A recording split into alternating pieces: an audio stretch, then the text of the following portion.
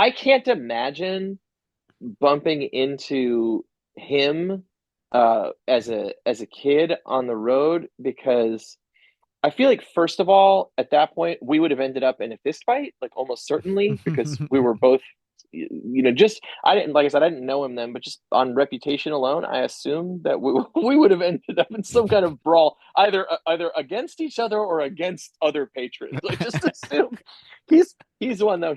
He's bigger than people realize. He's like Yeah. a little even taller than I am, and so Yeah. he's a big guy. Yeah. But no, he's great, and I love him.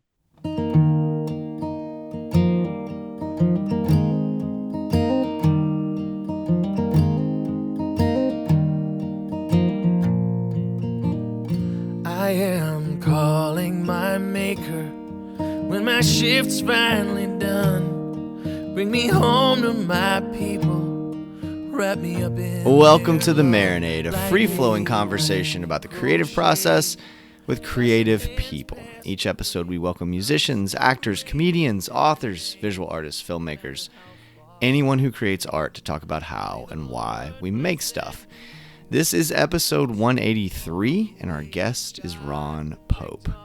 Ron is a singer, songwriter, guitar player, all-around badass, wonderful dude who grew up in Georgia for the most part. He had a huge hit with his song A Drop in the Ocean, which has over 1 billion, with a B, streams.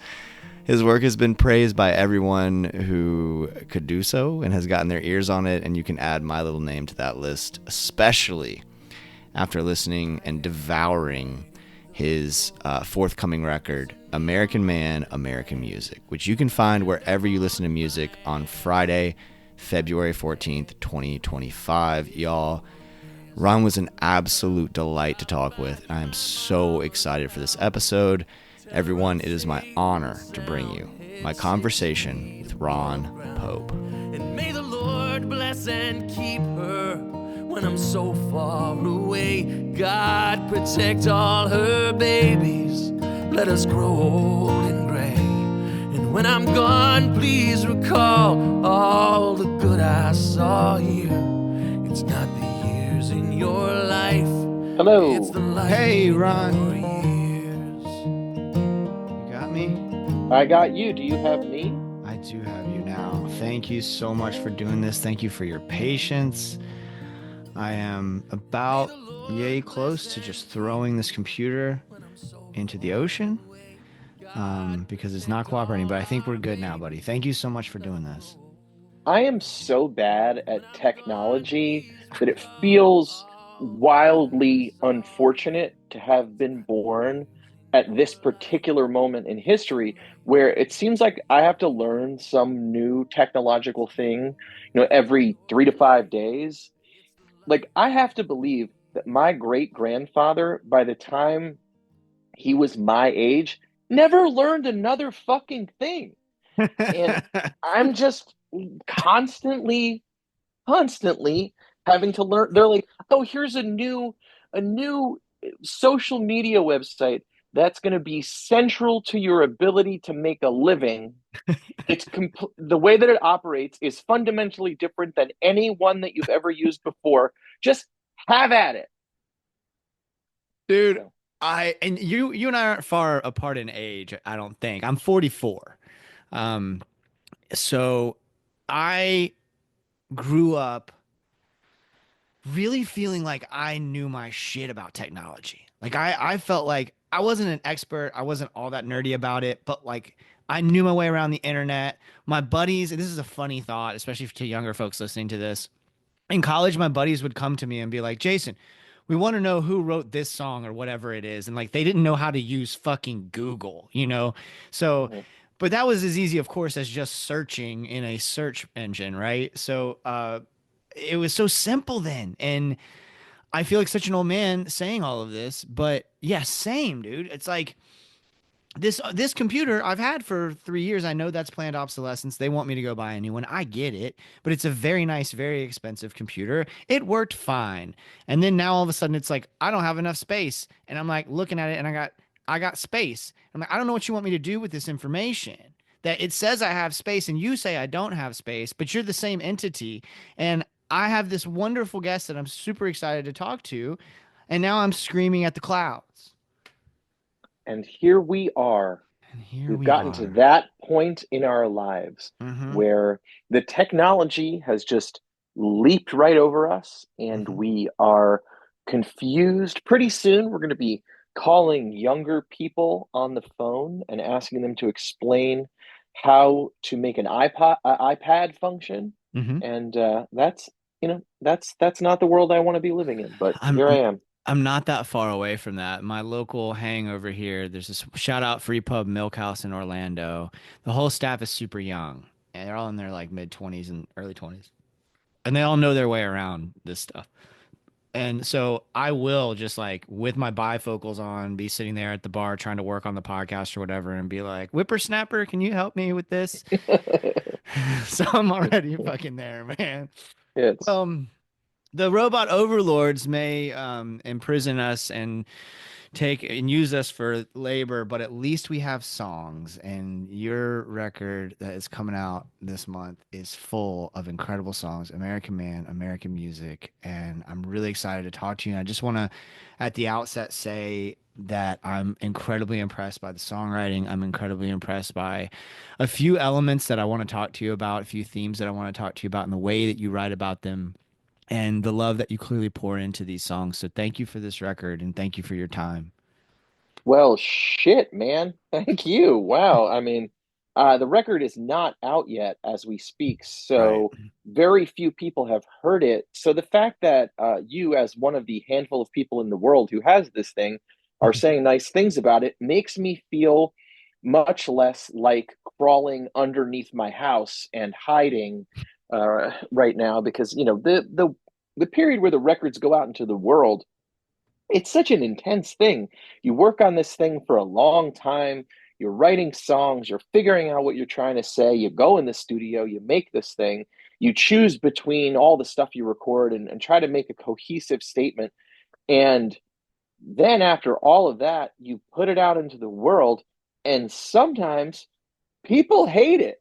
You can, and even if people don't hate it, you can make a record that no one gives a shit about, Yeah. and that happens, and that's something that, I mean, I always try my best to divorce my artistic notion of what I'm doing, my artistic intentions from my commercial goals, because I can control what I make, and I can make something that I feel good about, that satisfies me as an artist and as a listener, but I can't control whether or not other people react to it. And Hmm. so that's something that has taken me a long time to come to grips with, that if the record doesn't go out into the world and land in a big way, it's not some sort of rebuke of me as a human being. Like, sometimes it has to do with a million factors that have nothing even to do with whether or not people like it. Yeah. So, Yeah. Sometimes it has to do with the said new app that nobody fucking knows how to operate, really liking it or not liking it. And that is a wild world to live in. And it's interesting to me too on that technology thing. I don't want to go too far down that rabbit hole because it depresses me, but it is interesting to me to think about how long of a career you've had. And that is something that I want to talk about and how things have changed over time. Because I am, in some ways, fortunate, I guess, that I've only known your music since your last record. So it's kind of fun because I was able to latch onto your music recently and then go back and do the dive, which has been really cool. And kind of a privileged position to be in. Believe me, I would have liked to have been there the whole time buying your records and helping with the commercial part of it, but it is kind of cool from a selfish standpoint to be able to go back and listen to all that stuff. And I'm interested in sort of those early days, which it seems like you're on this record, you talk about a lot, right? Some of those early days. Um, can you take us back to just sort of like the decision to go for it as a musician, as a living? well, I loved to play music, which I guess you when you think about musicians, you imagine that they like it to start. It's as ridiculous as that sounds. I really liked to play music. It was something I really enjoyed to do, and it was a place where I found belonging and identity.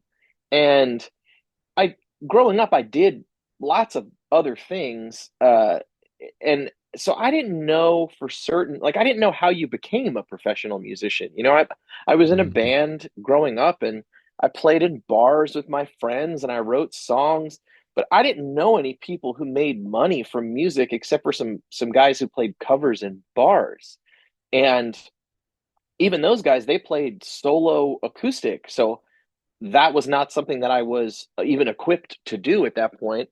Mm. So those are the only people I knew in the world who made money from music. And so I just knew that I loved to play, and it was a way to connect with other people in a Mm. way that I wasn't so good at. I was, I was kind of a weird kid, and I loved an incredibly broad assortment of music. And starting to play music, it's like you learn a secret language that you can communicate with other musicians with. You could show up at a bar someplace that's having a jam. You could be in a country where you don't speak the language, or you could be in a community where the people have a musical background that is wildly different from your own. But you walk in and you sit in, somebody counts it in, and then we're speaking the same language. And that was something that was really good for me as a kid because I was weird. And I think a lot of people that end up being professional musicians are also like first class weirdos, Mhm. Mhm. because to spend all the time you need to spend learning to play guitar and learning to sing and how to write songs and all of that stuff is not cool. I think people imagine a lot of their favorite musicians as cool. And I've hung out with musicians my whole life, and most of them are stone cold weirdos. Yeah, yeah. So, and it's, certainly some of them are stone cold weirdos with really cool pants.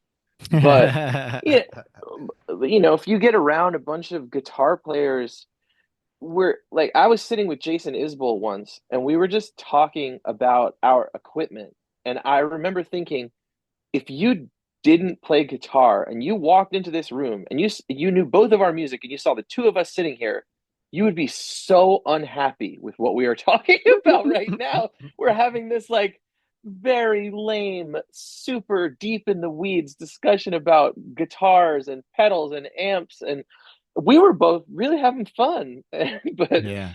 I remember thinking, like, gosh, like I'm a nerd about this thing and he's a nerd about this thing. And so we're sitting there talking about it. It was pretty funny to me because I think, you're a musician, you're not cool. And so I set out with my friends to make music, and I sort of imagined that I needed to become a character. Like, I didn't have a clear idea of my identity as a person because I was a kid.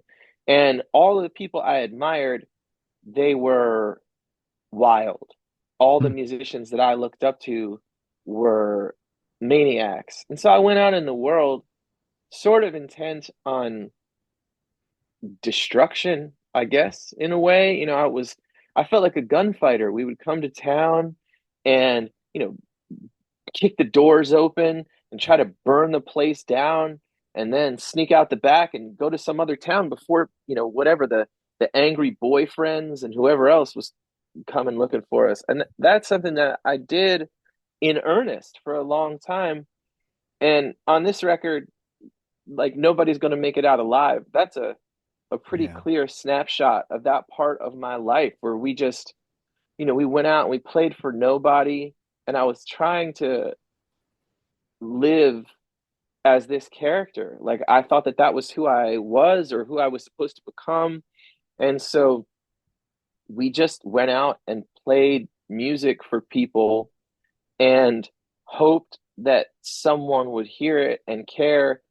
And we also, like, really deeply didn't give a fuck about almost anything else. So it was just Mm. me and my friends By the way, am I allowed to curse here? Because I'm going to. All you fucking want. Our only rule, That our only rule is you can't say anything bigoted, and I'm not worried about you doing that, so we're Oh good. my God. Yeah, no, yeah. I'm like, and another thing that I feel about people from Kazakhstan. No, I actually don't. I don't know anything about Kazakhstan, by the way. That was a bit, but no. So we went out on the road and started playing gigs and traveling around. At that point in your life, you're young, and I wanted to play music. I knew that I really wanted to play music. I knew I loved music. I knew that playing guitar gave me a sense of myself that I didn't have before. I was like, I'm a guitar player. Before that, I don't know if I was anything. And Mm. then I thought, I'm a guitar player. And then over time, as I got a little older, I started thinking of myself as a songwriter too. And so Do you just mean as I creative identity or life identity? well, at the time, those things were all wrapped up in one for Yeah. me. Like, I used to say to people, I am a musician. That was the first thing I would tell people, that if they asked about me, I'd be like, well, I'm a musician, I'm a guitar player. And now I would say, I have a family, I'm a father, I'm a husband, and I'm such a long way away from that kid. Like, I think I have a pretty clear understanding of who I am at this juncture in my life. But at that time, I was searching for an identity, and this Southern rock gunfighter thing that felt pretty good to me. We'd show up in a new town, and I'd plug in and turn up and see if we could set the place on fire. And that was what I was trying to do every day, because I loved to play music, and I didn't know if there was anything else that I had to offer the world except for that. But I knew Mm. that I cared about music, and music meant so much to me. Like, outside of the fact that I loved to be in a band, and it was fun, and it connected me with people, I also just really deeply cared about music, not just as a creative person making it, but also as a listener. I felt Mm. so attached to music, and I was so excited to discover music all the time, and my taste has always been really broad. So I still love that part about music, that there's always something new to hear, and you can find something inspiring that's it could be 75 years old, and it could have been made a week ago. and Mm. and if you're looking, that stuff is out there. And I have found such joy in that, and so much of becoming who I am now has been through realizing that I love to make music, and it is very important to me, but I didn't have to be some kind of character in order to create art. Like, you don't have to be a fucking mess and Mm. try to go around destroying things in order to write good songs. Like, I'm very interested at this point in my life in building things, I guess, in making something good and tangible. Like, when I was young, I thought I was something that wasn't very good, and I wanted to destroy it. And eventually I came to realize that really I was more like an old house where there's some good stuff there, and I just needed to renovate. Mm. And so that's kind of how I came to look at myself at some point as an adult. But as a kid, I thought, there's nothing here. I gotta tear it down. And I think a lot of people go into the arts because they're not sure what they are, and they want to make something because it's a way to connect with the world. And I did that, definitely. And then over time I realized it can't be the only thing. Like, it can't be the first thing for me. I didn't do well with that. Where moving through the world and saying I am a guitar player or I am a songwriter, it puts that at the center all the time. And what if people aren't cheering? What if people aren't listening to your records. Like, who are you then? And so you have to have something outside of that. And I didn't know that. It's such foreign territory. I didn't have mentors in music. I mean, Mm. my family, I have a really supportive family and like a large extended family that's been wildly supportive. But I didn't have anybody ahead of me in the music business to tell me what to do. And so I learned a lot of what I know now by making mistakes and by living in a way that did not serve me for a long time. And that is some of what informs the beginnings of the stories on American Man, my time in the wilderness, so to speak. Wow. Man, I feel like I've kind of had the opposite, kind of a inverted experience identity wise to you, is that I think I identified maybe not as a father and a husband, those kinds of things when I was young, obviously, but I didn't feel like an outsider. I felt like I was pretty accepted. I felt like I was pretty, for lack of a better word, popular. And I was, I was an athlete and like all that kind of thing, the stereotype in the South in America of the popular kid in high schools and that kind of thing. But I always knew that there was something itching at me that wasn't getting out, and it was the creative part. And it took me until really my 30s when I moved to Jacksonville, Florida. That was the town that embraced my creativity, and I only now in my 40s can comfortably identify as part of my identity being a songwriter. And it's really interesting to think about identity, how that is shaped by our environments too. And I wonder if there were somehow people like nurturing that. You said you had a supportive family. Like if you had people nurturing that kind of weirdo side of you. Yeah, I mean, I will say this. Uh, my family certainly didn't say, go be a musician. They would be They the first just, family ever to do that. yeah, no, they just were cool. They weren't like, you're a piece of shit or anything like that. Like my mom would say stuff like, I would say whatever I wanted to be anything. And she would say, you could totally do that. You just have to be willing to do whatever the work is to become that thing, you know? Mm-hmm. And I think that's, and I'm really like sort of a best case scenario. Like I have these, wonderful, my parents are great people, but they were 19 years old when I was born. So they were kids and they were learning how to live themselves and growing up alongside of my brother and me. And so I got a lot of positive from two people who were, learning how to be adults themselves and how to live. And that was I feel about as lucky as a person can feel about I don't know like a set of teenage parents who got divorced when I was 5 years old. So like Yeah. they're they're nice to me, and like and as a kid I never doubted that I was loved, and I think that that's a thing.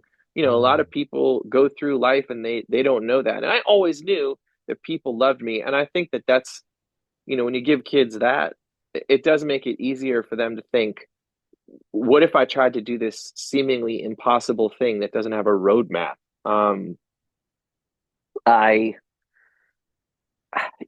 like I think it's probably easier for kids if you know what you're supposed to do in order to make your way especially in a business like entertainment.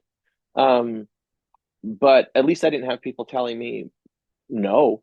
I'm sure that, Yeah. there were definitely periods like when I was one of the first few years that I was out of school, I was off the road and I was playing music in the subway for a while because I had gotten fired. I was bad at a lot of survival jobs for a bunch of years, so Mm.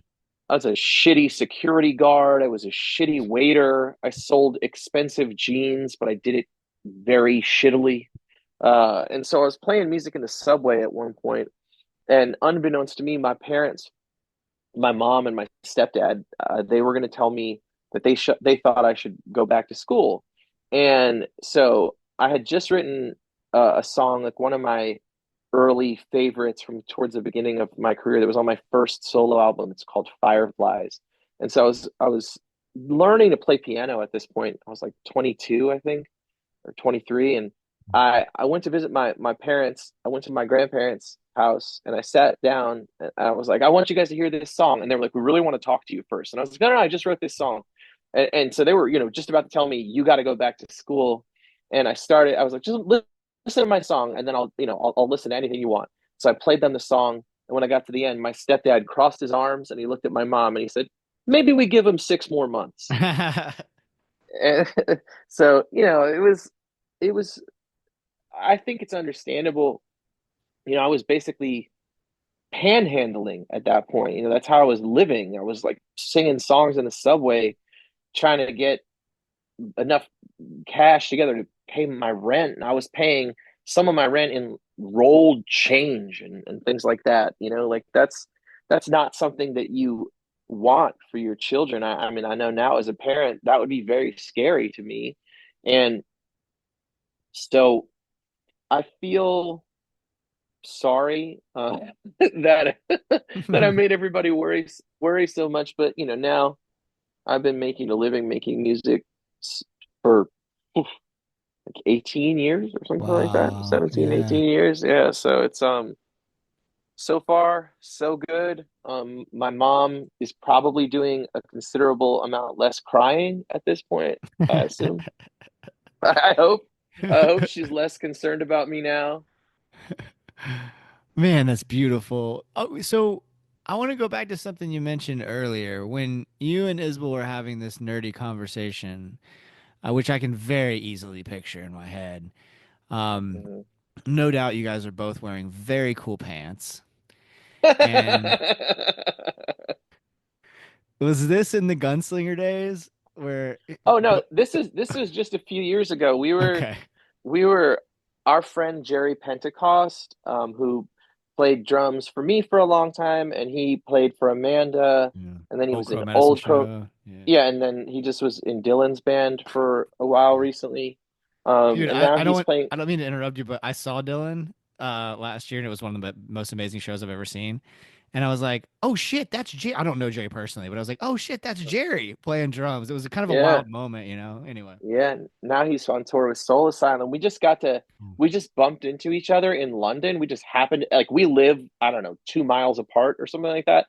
Yeah. But we haven't seen each other in quite some time because we've both been on the road. And I happened to be playing in London when he had a day off. So he came and hung out with us, and it was really lovely to get to see him. But anyway, Jerry was doing an event at the Country Music Hall of Fame. They were spotlighting session musicians, I guess, or he was winning an award. I forget exactly what it was, but I went to play with Jerry, and so did Amanda Shires. And so we were all backstage, and so that's when that particular story comes from. That's fun. I can't imagine bumping into him as a kid on the road, because I feel like, first of all, at that point, we would have ended up in a fist fight, like almost certainly, because we were both, just, I didn't, like I said, I didn't know him then, but just on reputation alone, I assumed that we would have ended up in some kind of brawl, either against each other or against other patrons. I just assume he's the one though. He's bigger than people realize. He's like Yeah. a little even taller than I am, and so Yeah. he's a big guy. Yeah. But no, he's great, and I love him. I met him back in those days at a show. I've been a big fan since like the beginning, you know, and Truckers Mhm. fan forever. I'm going to see the Truckers tomorrow, actually in Tampa. Oh, cool. Yeah, I'm stoked. But yeah, I met him, and I'm not a very big guy. And there's a picture of me standing next to Jason, and it just dwarfs me. It's a funny thing, especially back Yeah, then when he was a little bit, you know, he wasn't taking as good a care of huskier. himself. Yeah, he's Yeah, huskier. There we go. He's yeah. Now he's huskier. Now he's quite svelte these days. Hmm. Hmm. It looks great. Yeah. Um, Yeah. That's cool, man. I want to turn to the record because it's so wonderful and I'm so excited for people to hear it. And I'm curious about process with you. And kind of getting into as you go to write some of these songs, they're real. A lot of them are, as we've alluded to, a lot of them are kind of looking back quite a bit, nostalgic, maybe even. I don't know if that's the right word, but just looking back on your life and on those gunslinger days and all that kind of thing. And I wonder about sort of the headspace you were in as these songs were coming together, and if they came together at the same time. well, I always write a big batch of songs for Hmm. these records. Hmm. Or at least I usually do. I would say, most of the time when I'm going to make a record, I write a lot of tunes. But for this particular thing, I think I wrote less songs for this than maybe any other record in the past. I kind of had it pretty dialed in what I was trying to say. And so we maybe only recorded like 20 tunes or so, and the record has 10 on it, which for me is a pretty small amount. And I maybe wrote like 40 or something, with 40 or 50. So for me, that's like a pretty that's pretty concise. Usually my process is I write constantly and I write all kinds of garbage. And sometimes it's like I know that I get a feel, let's say. And for instance, there's a song a few albums ago called Hell or High Water. Hmm. And I had, I was playing a lot of stuff, and it's open G tuning on the guitar. I was playing a lot of stuff that felt something like that. So I wrote a whole bunch of songs trying to get at that thing. I was like, what exactly am I trying to do here? Hmm. And with this album, I just felt a little closer to what I wanted to make. Some of it, like, there's songs like The Life in Your Years where it's just an acoustic Yeah. guitar and a Yeah. vocal. And I've been Love that one. thank you so much. I've been working with a bluegrass artist named J.M. Clifford, and I've been producing his records and co-writing songs with him for a number of years now. And um, I have been deeply immersed in the bluegrass world for a number of Cool. years. And I didn't grow up playing bluegrass, but I started taking flat picking lessons a number of years ago. My friend Seth Taylor is this wildly accomplished session musician, plays on tons of great records, and is a superhero flat picker. And so he was somebody suggested I call him because I wanted to take flat picking lessons. And Seth was like, "Oh yeah, I mean, I've never taught anyone to play guitar, so I have no idea why they thought I would teach you, but I will teach you, sure." And so I started learning to flat pick, and it's not really something you pick up as an adult. I would say Hmm. it's Hmm. the people that are good at it, they start when they're little children, and so it's deeply humbling as a professional guitar player to come into this world where I feel like a baby. Hmm. And so anyway, I started, making these bluegrass records and writing bluegrass songs with other artists, and I'm practicing flat picking because I'm interested in it, and it's just something I was doing for myself, because I love bluegrass, and while knowing I was never going to become Tony Rice, I'm curious about it. I want to see what it feels like under my hands. And so Yeah. anyway, um, the Life in Your Years is such a straightforward thing for me. Occasionally I write these sorts of songs. They're these sort of prayers for my family and my friends. I mean, I left home as a kid, and so I've missed so much. I've been on the road for so many things over the years where, my cousins. I've missed almost every one of my cousins when they got married, Hmm.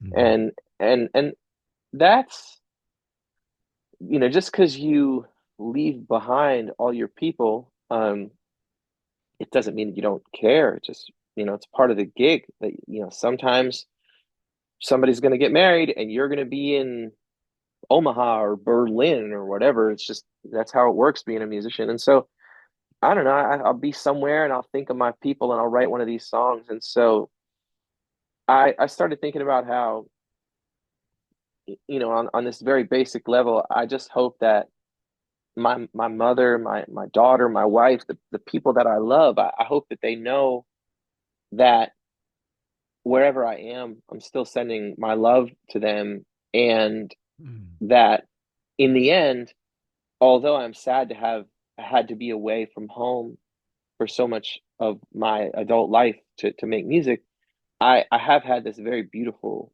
life, and the journey has been powerful and much more than I expected for myself. And so I feel a great deal of joy because I have lived this life, and so I'm grateful. And I wanted to put all that in there, and also talk about the fact that like I'm aspiring to be a better man than I thought that I could be, Oh. because I think that I owe that to the people who love me. I think when you have a child, especially, my wife and I, we were grown-ups when we had this kid. We chose to have this child. She was not a surprise. This was a plan we made. And so Yeah. when you have children in that way, my wife picked me. She's a grown-up. She knew who I was and everything about me before she chose me as her husband. But this child, she didn't choose to be born. And so Yep. I know that I'm not the the best person. I'm not the best man, but I owe it to this little girl to be as close as I can be to a good man, a great man, to be the best version of myself that I can be. And I'm trying that every day. I mean, like I said, like I used to think a lot about taking things apart. Now I'm trying to put stuff back together. And uh so I don't do a lot of the crazy shit that I used to do. Pretty much all of that stuff is dead for me. I'm Mm. not interested um in I don't want to get in trouble. Like I don't want like I'm not trying to wake up in jail. I'm somebody's dad. Yeah, Like I don't yeah, want to. yeah. And I also feel like I don't know. I mean, now it's easy on the road. Like I have one of the only jobs in the world where you can show up stoned, you can show up drunk, and people are cool with it. Yeah. And I'm not gonna do that because I owe it to this kid. Like I also owe it to the people that are paying money to come watch me. But Yeah. I used to play music all fucked up, and people loved it. So now I'm keeping an eye on myself because I want to represent something better for her, and I want her to see that when I leave home, I take it very seriously. Like I'm not leaving home to fuck around and get wasted. Um, I'm leaving home because one, it's my job, and two, I'm trying to bring something meaningful to people who care about this music. And so I don't I take a lot of this much more seriously than I realized I was going to. You set out and you're young, and it's sex, drugs, and rock and roll, and then you fall in love with somebody, you take the sex out, and you take the drugs out, and before you know it, you're left with the rock and roll. But I do believe that as a result of paying more attention to rock and roll and less attention to everything else, I believe my music has gotten better, and the show has gotten better. Yeah. I'm definitely getting a lot more sleep, so there's that. Hmm. Dude, yeah, I mean everybody gets better. There's when they stop doing all that shit, there's such a weird myth. We talk about it so much on the show, the myth of like the tortured rock star or the rock star that has to use substances to write. It's like bullshit. You're best when you're sober and you're doing good things for yourself and you get up and show up to the page and for the people in your life. Speaking of which, In the Morning with the Coffee is one of my favorite songs on the record. And there's a line in there that I thought of when you were talking about that work that you do on yourself, where you say, I'm sure it's hard to love me, but you don't make it seem that way, which like laid me out for a lot of reasons as I process relationships with people and I process how difficult I know I can be from time to time, maybe more than just as often as from time to time. Um, and if this is too personal, then just tell me and we'll move on. But like what kinds of things, like I've been doing a lot of work lately, a lot of work on me, and I got a long way to go. Folks on here folks who listen to the show know this, but I know in my mind I have a clear picture of the things I need to work on. Are there specific things that you work on that you're working on, and are those interwoven with the creative work? Well, that's that's such a thoughtful question. Wow. So I think in my personal life, I'm doing my best to listen. I am Mm. such a front person. Like I am such a I needed to stand in front of a microphone saying, "Look at me, look at me, look at me," because that's inside of me. I wanted to entertain people. And so when my wife and I first started dating, which is now almost 18 years ago, I would do stuff like have a long conversation with a person and not ask any questions because in my head, everybody wanted to know what I was doing. And one day she said to me in a really chill and non threatening or non accusatory way, she said, "You know, you don't really ask anybody any questions." Mm. And I was like, huh, that's a good point. I don't do that. And I took the note in the spirit that it was handed to me. She just was telling me, that's something that might upset people or hurt their feelings and make it seem like you don't care that you're talking to them, like you're talking at them rather than having a discussion with them. But I am interested in people and I am curious. And so I thought, oh, I should take that as a note. And it was something very simple. And so I try to remember to pay attention to my wife, which seems like, I don't know, something that maybe we should know, like maybe that should that should be obvious to us, but I really am trying to listen to her and pay attention to what she's going through and how she feels. It's easy as an entertainer to get caught up in your own bullshit and your myth making and all of that, and nobody, your family doesn't give a shit about that stuff. So I try to remember all of that. You come off of the road and you got to shut that shit off. You're not the center of attention that's driving the whole thing. When you're on tour, if you're the person in the front, everybody there, their job, whether they're the bus driver or the tour manager or the bass player, their job is to make sure that your songs get on stage and that they get to the people. And so you are the center of everything.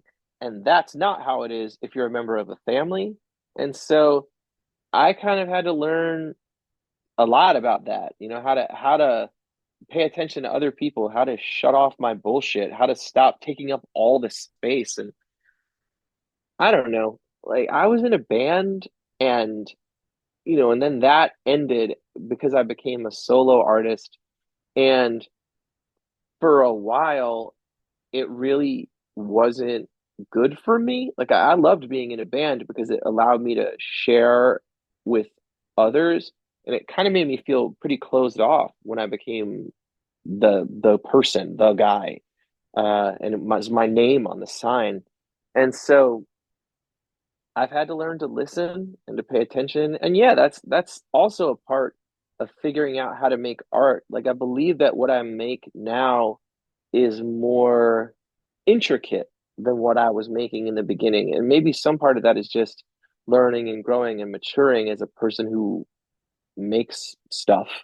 But Mm-hmm. some of it is that I'm trying to pay closer attention to things that aren't me. Like I got to change or I'm going to die isn't about me. I've never been addicted to opioids. I'm lucky in that no matter what I have done to myself, I don't seem to be whatever the switch is that people have in them, that the addiction switch that flips. I don't seem to have that. Knock on wood. Yeah, good Um, for you.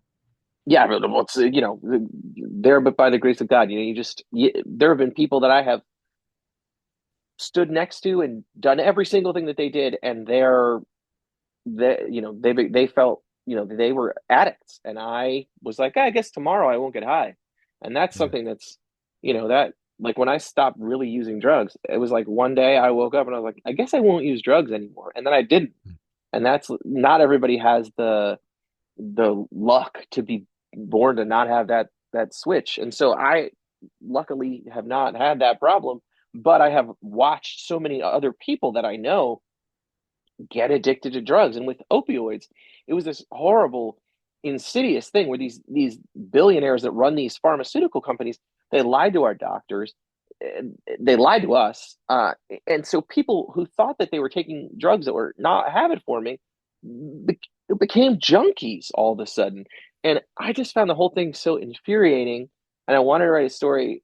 I want to write a song that expressed that for people who can't go out and use their own voice to say it. And so my anger was really pointed at those billionaires who didn't go to prison for getting everybody hooked on drugs and essentially murdering people all over this country. But I wanted to write a song from the perspective of all these people that I know that are in recovery, and those people are hopeful people, and Mm. they when they are talking, the hope is at the center of the whole thing. Like if you can't have hope, you can't really be in recovery. Recovery is all about hope.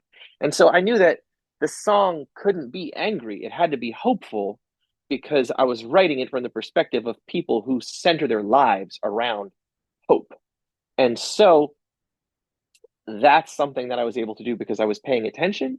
And I don't think that when I was 25, I could have written that song because I wasn't listening.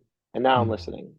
And so that's something, one of the many things I learned from being with my wife. That's also beautiful.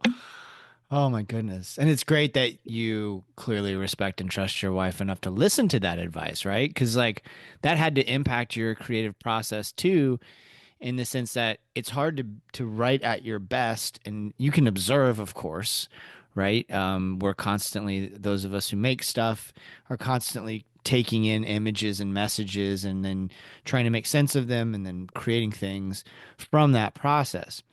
But I don't think you can really write at your best if you aren't asking people questions. So that had to inform that process a great deal. And so thank you to your wife for the rest of us who get to listen to this beautiful music. She is my closest collaborator, which is Mm. a really fascinating thing because every part of our lives are intertwined. She runs the label that we have, and she's my manager. And so she's, not only managing me, but managing the team of people that work with us to put this music out into the world. And so she's integrated in every part of the process. She's the first person that hears the new songs. She's involved in creative decisions from what the visuals look like to what the records sound like. She's in every part of this, and you can hear her fingerprints all over it. It's really, I'm lucky that we have figured out a way to navigate being creative partners, professional partners, romantic partners. We're parenting as a team, and we managed to get along. And I this is it's not for everybody. It is definitely not Yeah, for yeah, everybody. yeah, And yeah, yeah. we've been working together for a long time. I mean, at this point, we've been working together full time for 13 years, and we were, working together before that part time when she had a, a grown up job before she joined the circus here. And I really I admire her, and I think that that's something that you get lucky if you find somebody that you can love and also admire. It's like one day you see somebody and you're like, damn, like you look great in those jeans. And it goes from that to you're like, one day you're like, I want to share every part of my life with you. Like, let's mix our genes together and make another person. Oh, I use genes both way. Good God, here we are. Yeah, I Like, love it. but That's gonna end up on the next record. oh no, but seriously, I mean, that's something that you have no idea when you see a beautiful girl and you think, man, like we grew up in the same town, and Mm. she moved to New York, and we just went out as friends to catch up. Like we just knew each other when we were kids, and so we met up to have a drink and say hi. And I was going to introduce her to my friends, And so you see a pretty girl and you're sitting there, or some whatever, you see a person you're attracted to, and you're sitting there having a drink. You're like, man, I want to have another drink with her. Like, and Yeah. to get from that moment to I want to devote my life to trying to help you achieve your dreams, and I believe that you can help me achieve mine, and I want to intermingle everything that is mine with everything that is yours. Like, that's that's a miracle It's incredible. to find even a fraction of that. And I just happen to find this situation that it's powerful, and it's not without its difficulties, of course. Like, if Sure. you tie together your personal life and your professional life so I don't know, intricately, in the way that it's like a giant bowl of spaghetti. Everything's on top of each other and weaving between this thing and that thing. That's hard. It's like the girl who I write love songs about also has to tell me if she thinks it's like something that no one will like. I'm like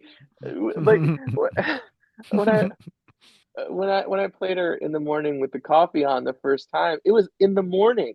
I had gone out and I was sitting on a dock, and she came out there. I've been crying because I was writing this love song about where we are in our lives now, and it followed our love story from when we were young and falling in love through to this point in our lives.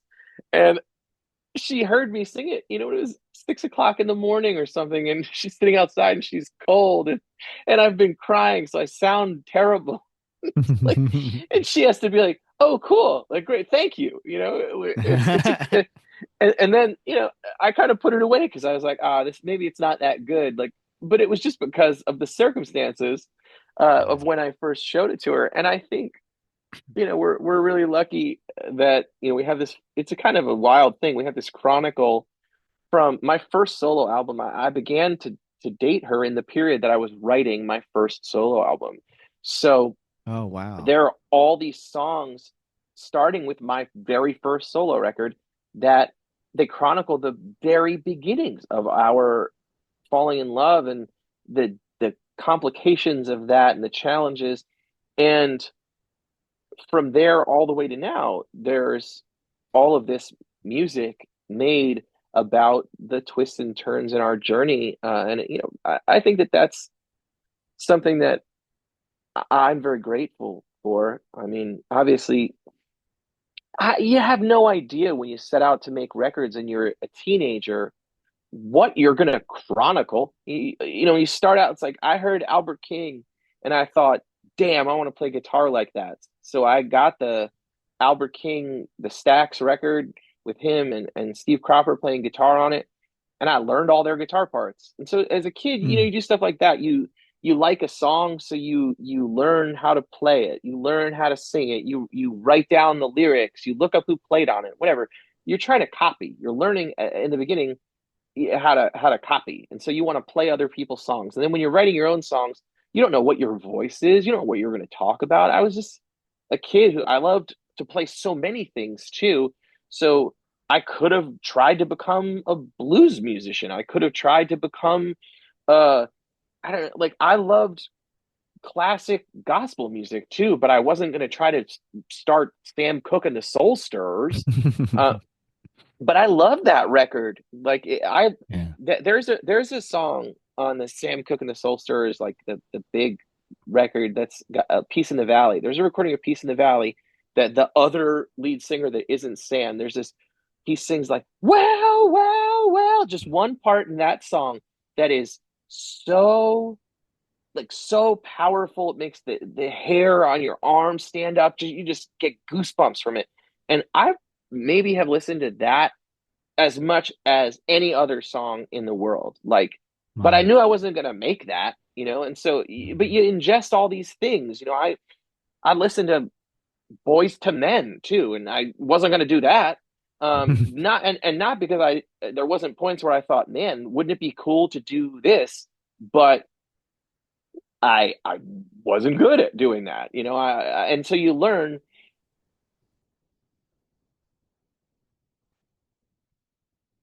and I get to write songs for other people. And so if I want to do something and it doesn't make sense for me, I can do it for someone else. So if I want to make giant pop music, or I want to make whatever, if I want to work on a hip hop record, I got friends that make hip hop records. I can show up and do that. And whether it's playing instruments on records or producing them or writing songs, I've got a pretty broad space to mess around in. And that's something that I'm really lucky for. And so as an adult, I can't believe that what happened was I started making solo albums when I was 24, and that happened to be the year I started to date this girl who turned out to be the love of my life, the girl of my dreams, the lead character in this story. And so now, my so much of my voice is telling stories about that journey.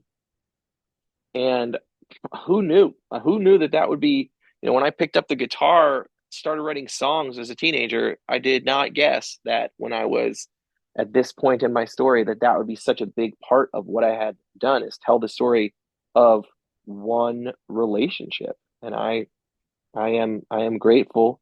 And I don't know, like, it would be easy to be bored telling this story by now, but still I'm really glad to be telling it. And I'm lucky because I get to make a lot of different stuff. But I feel pretty overjoyed, I guess, that, that some part of what I do as a professional is go around telling people that I like my wife an awful lot. Like that's a especially for somebody who, I never thought I was going to be anybody's husband. Like, if you met me when I was 22 years old and you asked me, do you like, or ask any of my friends, like, do you think he's going to be a good father? They'd have laughed in your face. Like, the idea that I would be serious about being someone's husband or being a good father, like, even just a few years before I met my wife, would have been hilarious to anyone that I knew, because I couldn't take care of myself. I could get on stage and play guitar and sing a song, and every other thing in my life was a fucking trash fire. Mm. And and and then it wasn't. And like, and that's something that I feel pretty happy about. Like, I couldn't imagine at this juncture in my life trying to live like that anymore. Oh my gosh, dude. That's all so beautiful. And I'm so happy for you that you got to that place. There's so much gold here, and I really appreciate everything that you've shared and being so open. And this has been such a delight of a conversation. We usually kind of start to wrap it up with, and you sort of gave us a good segue there. We wrap it up with what you're getting down on. So that's the art that has you inspired at the moment. It could be music you're listening to, it could be a book you're reading, painting you've seen recently, TV show, whatever. So yesterday I found this dude, and I have been listening to this nonstop. So the guy's name is Theo Kandel, Kandel, and the album is called Eating and Drinking and Being in Love. And the song that so far, my favorite one is called Nothing New. And this is one of the things I love about music. Like, I just happened upon this dude yesterday, and I saw a clip of him online. He was just sitting with an acoustic guitar, singing a song, and I thought the lyrics were really great, and I loved his finger style playing. So I was like, damn, let me check this guy out.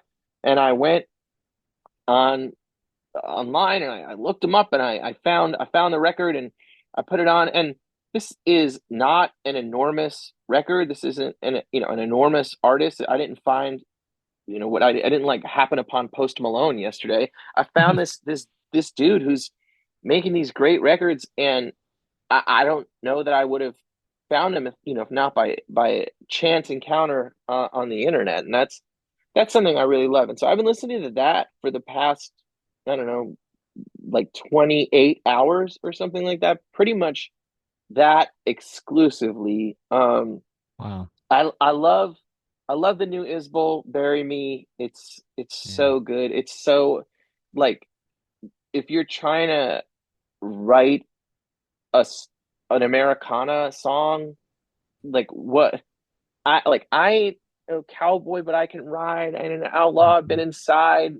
There were Hmm. bars of steel. There were bars to sing. There were bars of swinging doors for all the times between. Like, are you fucking kidding me? Yeah, it's incredible. God, he breaks my heart. Like sometimes I feel like sometimes I get angry because I'm like, motherfucker, like Yeah. you're gonna put out a record this year when I'm putting out a record. Like you couldn't leave me a little room. But Yeah. also I feel it is inspiring to live at a time where he's making records, Sturgill's making records, Yeah. Tyler Childers is making records, fucking Hmm. John Moreland. There's all these monsters. I mean, I'm friends with people like Caroline Spence, Robbie Hex. Like I know all these monsters. Emily Scott Robinson. I have all of these Oh, she's friends. so These good. people. Oh my God, she was opening for me in Europe because we're friends, and my wife also manages Emily. And like every day I was like, man, I gotta go on after this. Like she's so good. She's so smart. Like the first time I heard Emily playing in Nashville, I had only heard a few songs, and we went to check her out. And like by the end, I was like, I don't care if I have to sell my house to go into business with this woman. Like we have to find a way to work with her. And we Mm. were so lucky to get to do that. And I just and so I love music, and I love the fact that you can always find something new. Like I mean, I also listened to Tony Rice today. You know, like you can listen to Yeah. something old and you can listen to something new. And last night I was cooking with my daughter, and we were listening to Dean Martin making like a pork chop recipe that has vinegar peppers in it. Like Bamonte's is an Italian restaurant in Brooklyn that does this, and my great grandmother also used to make them this way. So it's we're sitting there listening to Dean. I don't know, probably a 75-year-old recording of Dean Martin making pork chops and making pasta, and then there's Tony Rice, and then there's this kid I found yesterday, and there's Jason, who I've been a fan of for a long time, and there's people who are my friends that make records that I love. Like Robbie Hecht has this song "Damn Good Advice." I probably listen to it 10 times a week, and he's Mm. one of my dear friends. Mm. And but he also is this crazy songwriter. That's a weird thing about being a musician. You reach out to other musicians because you like their music, and then they're your friends. Like, and that's such a Mm. strange thing.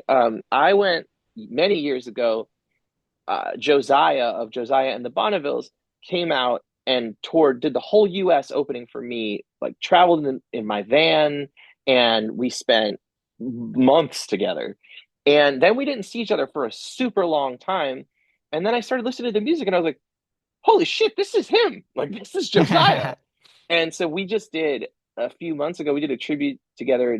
We were on a tribute to John Prine at the Ryman, and they put us in the same dressing room. And I was like, "Oh my God!" Like, Holy shit. My dear friend Jordan Foley, who lives mhm. right down the street, played that tribute.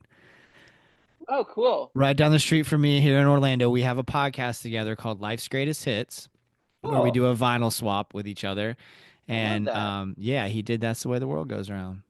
That's fun. Yeah. So Yeah. we ended up, like I said, sharing a dressing room, and I don't know. I just like he's somebody who, when I first came to know him, he was a kid and he was still figuring himself out and what he wanted to make and how he was going to make it. And he was always a great singer and a great songwriter and a really thoughtful, creative person, but he hadn't yet found what exactly he wanted to do with his creativity. And so I just love to see something like that. Somebody who he was finding his way. And honestly, at that point, I didn't know if he would find it. He was about as wild as I've ever been. So he was he was nuts. I love him. And so, but he's really, he mellowed out and he's turned into this incredible. He was always a great songwriter, but he's turned into like Yeah. an even better songwriter. He's a great singer. And so I don't know. I love music, and I'm sure when we stop talking, I'm going to think of 10 other things that I've been so stoked on recently. Yeah. I mean, I'm always listening to Turnpike, like Turnpike Troubadours. I Mm. listen to every day, basically, so that's an example of something, that I really love. And, it's kind of always, I'm like, either I have it on or I'm like walking around singing it. And so I don't know. I really like music. Like I really That's do. so great, man. I feel like, I feel dumb saying that, but it's also like, I don't know. I think people imagine if you're whatever kind of musician they think of your handful of songs that they know that they love. And they assume you're only listening to stuff that sounds like that. But like when Outcast comes on, I Yeah. get excited just like every other person who's my age. Yeah. Like Yeah. Yeah. Yeah. I We don't lose our I shit. don't Yeah. yeah, I don't like hear the Destiny's Child tracks come on and shut the fucking radio off. Like I'm not a monster. And that's I think that I don't know. I just like I've always felt so excited about music, and I still feel excited. And I'm 41 years old, and American Man, American Music is like my thousandth album or whatever. And I feel, by the way, I don't ever do um, interviews after a certain point in the day because I'm exhausted and I get up early because I have a little kid. And so I feel like I have said like and and I have stopped so many times in this interview, and I want to apologize. It is my brain. I am a dad, and I have a puppy, and I am so tired, and so I'm sorry. Buddy, I've been doing these once a week for the last few years. I've been doing this since 2016, and this is one of the most delightful conversations. Got to be a top tenner. So don't you fret any of Oh, that shit at all. dude, And thank you for thank you. hanging on into the afternoon with me, man. Because like I'm fucking beat too. I taught middle school English all day and I am out of gas. We crushed it. Me and my kids crushed it today in class, but we Oh were trying to man, analyze theme from a Kurt Vonnegut story, and it was a woo! lot. And Kurt Vonnegut. I pushed them Wow. really hard today, and they did great. But your boy is exhausted. So these two Um, middle-aged, tired men, we're, folks, we're digging deep past we're 3:30 in the afternoon. it is, it's crazy on the road. On the road, I can sleep like a musician, go to bed late and sleep later. And so when I show up at the afternoon to do a radio interview at 1 p.m., like I've only been out of bed for 40 minutes and I'm ready to go. I'm like holding a cup of coffee, but I got up at 6 o'clock in the morning. Like my brain is melting. And that's, I mean, honestly, as a I didn't think that I would be making art at this point in my life. I mean, to be candid, if you would have asked, the same group of people that you might have gone to and said, "Do you think he'll be a good father?" If you would have said when I was 21 or 22, "Do you think he'll be alive in 10 years?" Most of them would have said no. Oh wow. And I, I didn't have a plan for this part of my life. And this is something that I found this woman, and for the first time in my life, I had a real sense of gravity, of something. Other people, we would go on the road and they would get homesick, and I thought that they were crazy. I thought that being on the road was the best thing you could do because every day you would wake up and you were someplace else and you weren't tethered to anything. I just didn't feel that thing. And then I found this woman, and she had this intense gravity for me, and that was the first time in my life that I ever felt like, oh, that's it. That's what everybody else is feeling. Like that's where my home is. I just have to go there and then I'll feel normal again. And it was terrifying, honestly.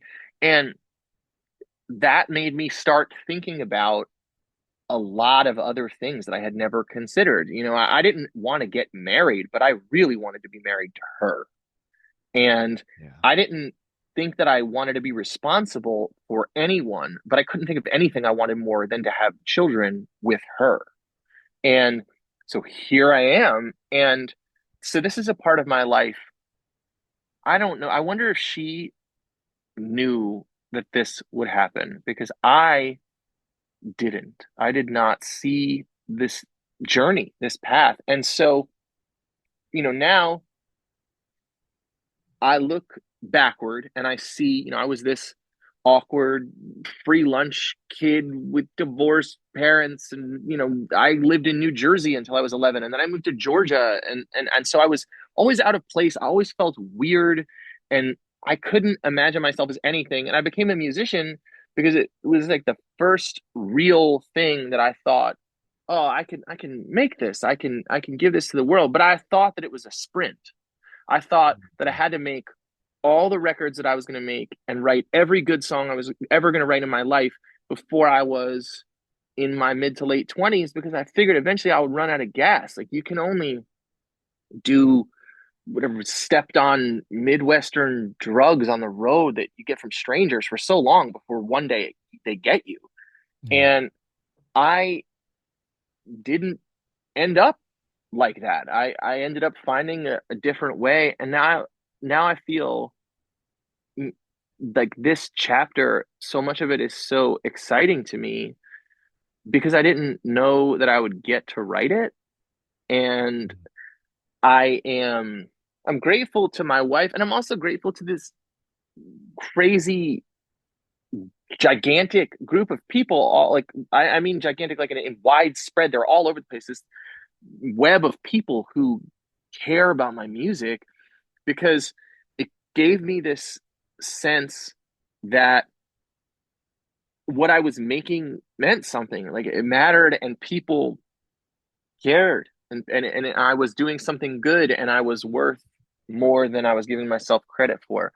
And so I feel excited and happy, and I feel intensely inspired to keep creating things, because this is a chapter that I didn't know that I would get to write. And so that's, all of that's in American Man, American music. I'm reflecting, like you said, I don't know if there's nostalgia in it, because even when I talk about the past, I get that it was not ideal. When I had a I had a damn good ride, but I definitely understood that uh, I wasn't doing something that was sustainable. And like in something like the Queen of Fort Payne, Alabama, I'm talking with my friends. I'm talking about the kids I grew up with, my roommates in my first apartment. And when we get together now, we laugh and we talk about being, 20 years old and being crazy, and waking up in the morning and Justin's asleep in the bathtub, and somebody's they can't find their pants, all that, all that stuff you do when you don't think about consequences. But I I also, in that story, I'm talking about what it means to be an adult and look back. My friends and I, as a number of my closest friends, they have lost their mothers in the last few years, and we're all raising up our kids and doing the best we can while trying to remember who we used to be, and still be fun and still be happy and seek joy.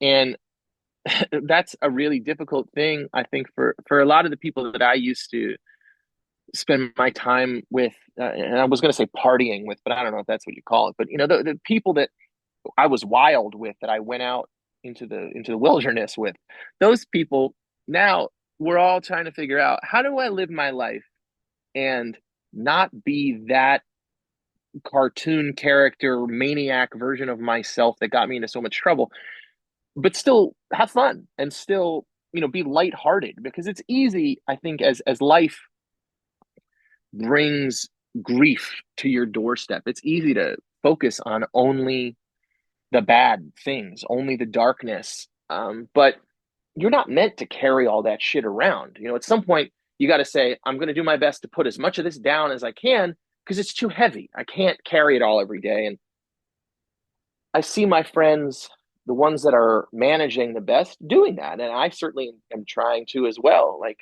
move through the world and seek joy and try to be happy. When I get off the phone with you, I'm going to take my kid. My wife found a place where they have an axolotl, which is, they're like aquatic salamanders. Like, little kids are obsessed with these things right now. And so my 6-year-old is obsessed with axolotls. They're these, ever seen one of these things? It's a crazy salamander.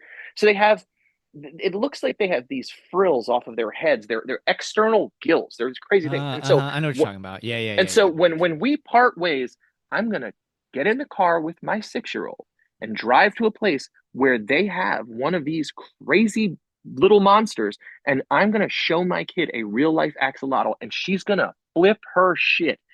And so I want to do that. I want to seek joy. I want to create stuff that means something to me, and I want to put it out into the world and hope that people get it and they care about it. And I want to be honest about what I'm making and why I'm making it and who I am, because I don't know, when you start, people tell you don't give out too many details. If you put too many details in the songs, it doesn't make sense to people. And be cool in the interview. Like, I'm not fucking cool. I'm a nerd. I'm a weird person who learned to play guitar. Like, you don't get to be as good as I am at a whole bunch of different stuff if you don't try really hard. I'm like a nerdy try hard. And Mhm. I just I just bought a bunch of denim shirts and got a cool haircut, and grew a beard. Like, but I'm still a nerd. And so I just want to be honest and make things that I believe in. And with this album, with this collection of songs, American Man, American Music is only things that I really, really believe in. And I have a bunch of other tunes that we recorded in this process that I also was in love with, but that didn't fit with what I was trying to say in this record. And I think right now, because the notion of Americanness and of manhood and what it like, all the words in this are incredibly loaded. The title of this is I did this on purpose because I'm saying, although I am an American, it does not make you less American than me. Although I am a man, you are not less of a man than me if you feel like you're a man. So me being an American man doesn't make another person less of an American man. And this being American music doesn't make someone else's music less of American music. I absorb all of these different things, from Wu-Tang to Sam Cooke to Shania Twain to Tony Rice and Jimi Hendrix, all this stuff, Albert King, it's all in there. And then I made something that's mine and that's particular to me. And that doesn't disqualify anyone else from any of the things that I am or that I have.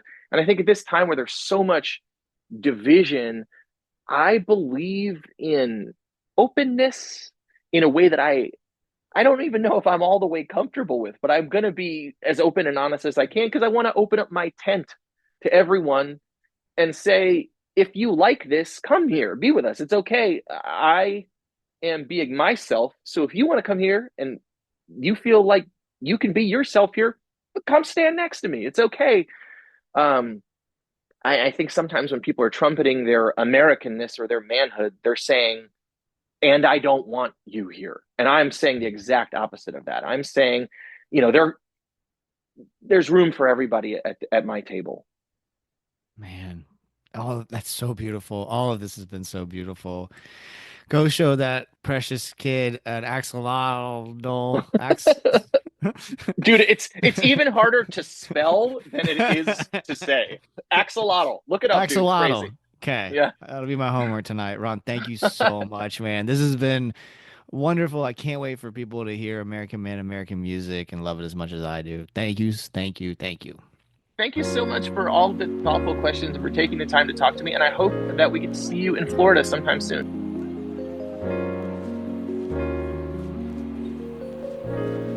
Ron Pope, y'all. Thank you so much, Ron. Thank all of you for listening. RonPopeMusic.com for all things Ron Pope. Get you a physical copy of American Man, American Music. The song you are hearing in this episode is The Life in Your Years off that wonderful record. MarinadePodcast.com for all things The Marinade. Follow us on all the socials, subscribe, and give us a 5-star rating on your podcast app. We're everywhere. Tell a friend about the show.